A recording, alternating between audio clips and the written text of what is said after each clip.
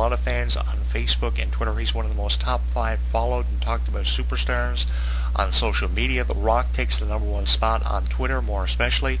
But John Cena really is up there in popularity. But I think that this diversity with the wrestling fans, so many of them hating John Cena, so many of them for John Cena, and everything that he does, is incredible. But it's also opening up the minds of WWE creative, because they're starting to realize now that maybe having John Cena as champion for 6 to 8 months is not really what's going to generate us ratings and increase pay-per-view buy rates. What we need to do is we need to shake things up, in the words of Vince McMahon, a phrase that he used for the WWE draft in 2004. He said it was time to shake things up in the WWE, and I think this diversity that wrestling fans have created, with half of the audience for John Cena and half of the audience against John Cena, half the audience saying let's go Cena and the other half of the audience saying Cena sucks, has opened up the minds of the creative team in the WWE, saying it's time for us to give opportunities to people like Damien Sandow or Antonio Cesaro or someone like Sheamus. It's time to open up the door of diversity and change things up a little bit. We have seen John Cena have multiple reigns as either WWE World Champion. I will never forget his inaugural reign as World Champion. It only lasted a few months, with him regaining the championship back in 2009 at WrestleMania 25 in a three-way with Edge and The Big Show, which was an incredible three-way match. But did you really have to have John Cena win the championship for a few months just so he could win the championship back at WrestleMania 25 and give that year's main event to Randy Orton and Triple H, which, by the way, also saw an incredible match between The Undertaker and Shawn Michaels, the first of a few matches they would have at WrestleMania's 25 through 26, which proved it to be the final match of Shawn Michaels' career. That year at WrestleMania, the Silver Anniversary, had so many incredible matches, but did you really have to have so much emphasis on John Cena winning the World Championship? It's beyond me why WWE did it. The only explanation that I have for it is that it was the 25th anniversary of a prestigious event like WrestleMania, so they had their top superstar win a championship. And let's face facts, the reason why John Cena is World Champion right now is because they don't want to kill the hype and the push of Daniel Bryan, which is what they would have to do if John Cena immediately reasserted himself in the WWE Championship picture, challenging someone like Randy Orton or Daniel Bryan for the WWE title. One thing I was hoping for Night of Champions, but because of John Cena's injury, we didn't see it. The match was with on Hades. It is bound to happen at some point in time. Was really hoping at Night of Champions we were going to see a three-way match as part of the SummerSlam follow-up between Randy Orton, Daniel Bryan, and John Cena for the WWE Championship, with Daniel Bryan as your defending champion, possibly going on to lose the championship after probably about a 3 to 4 week reign as champion to either Randy Orton or John Cena. This would be a pure wrestling match and a great way to represent the history of the triple threat match, which began taking place in WWE in 1996, 1997. We have seen so many incredible three-way matches for every major championship in the WWE, talking into perspective of the WWE Championship, the World Championship, the Intercontinental title, even championships as insufficient as the European or Hardcore Championship. So many incredible three-way matches for the WWE and World Championships and major titles within the WWE.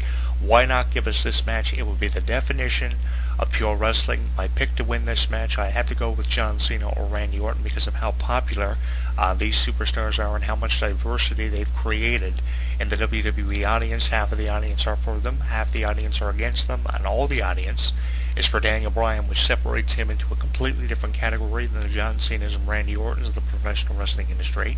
So that's why I'd have to go with John Cena and Randy Orton, only because of the diversity. One of those two would win that match, and I'm hoping we see it before the conclusion of 2013, because now with John Cena back, allegedly in 100% condition, that would be a great match to have at a TLC pay-per-view. I'd love to see a three-way ladder match for the WWE World title between these three superstars, and it needs to happen at some point before the conclusion of 2013. The reason why I'm doing this video blog is because I really believe that John Cena has become overrated, especially over the past couple of months, ever since his injury, and he had to leave WWE for a number of months because of having to have fluid drained off of his elbow and because his shoulder was fucked up.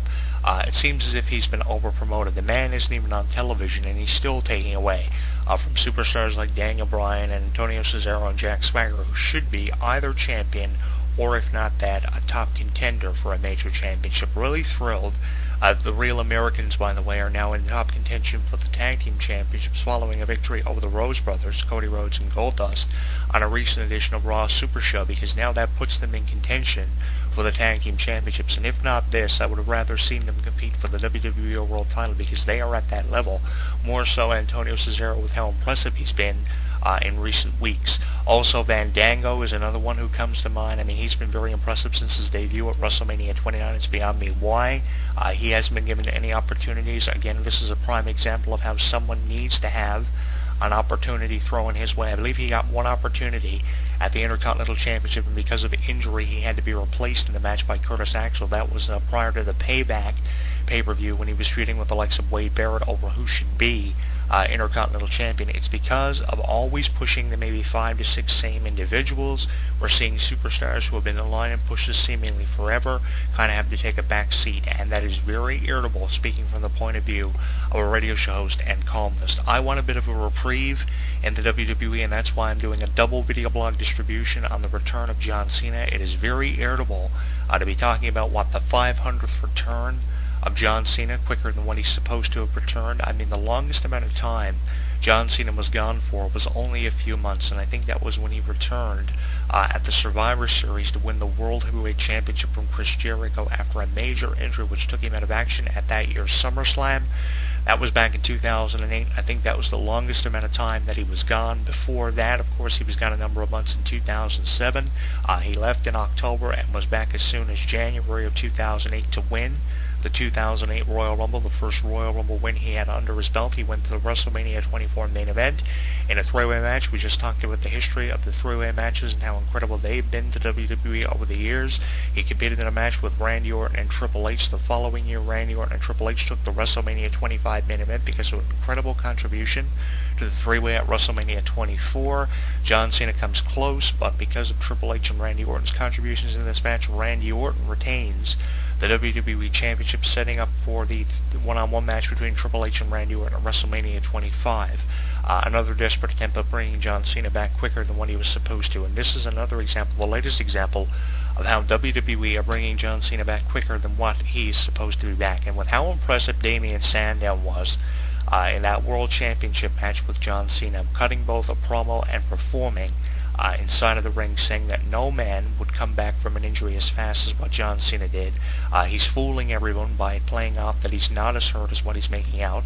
But I think that this was great. You know, this match between John Cena and Damien Sandow really puts into perspective, you know, how much new talent ignition superstars are being held back because of the John Cenas and the Randy Ortons of the world, with how impressive Damien Sandow was, recently cashing in his Money in the Bank briefcase, becoming the final superstar of 2013 to do so. This is the first year that the WWE Championship contracts have been cashed in within the same year, to be honest with you. Edge, of course, didn't cash in until 2006, the culmination of that year, the 2006 New Year's Revolution pay-per-view.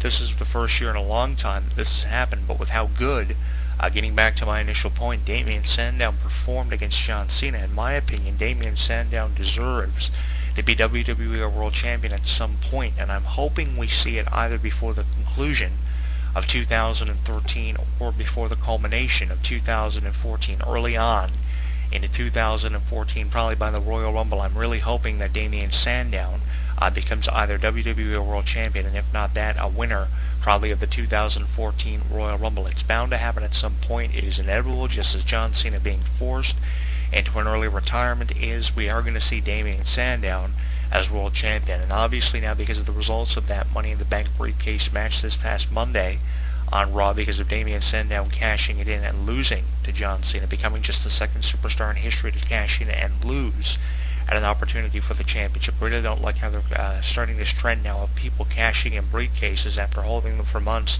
only to lose. John Cena became the first one to do it in 2012 after giving CM Punk a week's notice to prepare for a championship match, and then Damien Sandow becomes just the second superstar in history to do it. Obviously, what's going to be derived from this is a three-way at Survivor Series happening on the 24th of next month. We're going to see Damien Sandow and Alberto Del Rio, the former World Champion taking on John Cena. My prediction to win this match is Damien Sandown, and if he doesn't win that, expect him to win the 2014 Royal Rumble match with 30 of the top names in the WWE, all vying for a spot at WrestleMania 30, the biggest WrestleMania of all time, where a lot of legends, by the way, are expected to return. And I'm thinking that Damien Sandown is going to go to WrestleMania if he doesn't win the WWE World Championship by Survivor Series. I'm expecting big things from Damien Sandown. My hat's off to Damien Sandown and John Cena for kicking off the Raw Super Show this past Monday as part of the Hell in a Cell Fallout, and the way that they did it was an incredible match that won a couple of commercial breaks, and it was the definition of pure wrestling, and the chance of "this is awesome" from the WWE fans really added a lot of incredible emotion and intensity to this match's outcome. And during the match, wrestling fans seemed to be more into that match than they were any other match that night on the Raw Super Show as part of the fallout of the Hell in a Cell pay-per-view. John Cena and Damien Sandown deserve a lot of credit. They either need to be written about in a written column, like I'll be writing about them for In This Corner with Jonathan Clarke in weeks to come, or be talked about on a radio show for about 15 to 20 minutes. I'm giving Damien Sandown the benefit of the doubt, and I'm saying that it's inevitable that he's going to be a future world champion. He'd be a better champion, by the way, than what John Cena is right now. I have given John Cena the benefit of the doubt. Don't think anything out of context that I've said about John Cena. I've been a John Cena fan earlier on in his career, from 2002 to 2004. I'll say within that time period. But not so much now, because John Cena's held the championships more than enough in the WWE. If he hasn't held the WWE World title, he's held the Tag Team title or the United States title, and if he's not doing that, it's just an excuse for him to win the Royal Rumble or be in some stupid match at WrestleMania. He's really overrated. The champ is back, and right now, he's the biggest piece of shit in the WWE. But tell me what you think of John Cena's latest return. This has got to be the 500th time. He's up to at least 500 returns. This has got to be at least the 500th time John Cena's returned. How do you feel about it? Let me know by joining the conversation with over 1,000 subscribers on Facebook at facebook.com/HW Entertainment, 18,000 tweets on Twitter at Jonathan Clarke 1, and you can watch video archives of our radio show from the audio archives of HW Entertainment by subscribing to us on YouTube at youtube.com/JonathanClarke22 with over 20,000 channel and video views. Let me know what you think of John Cena.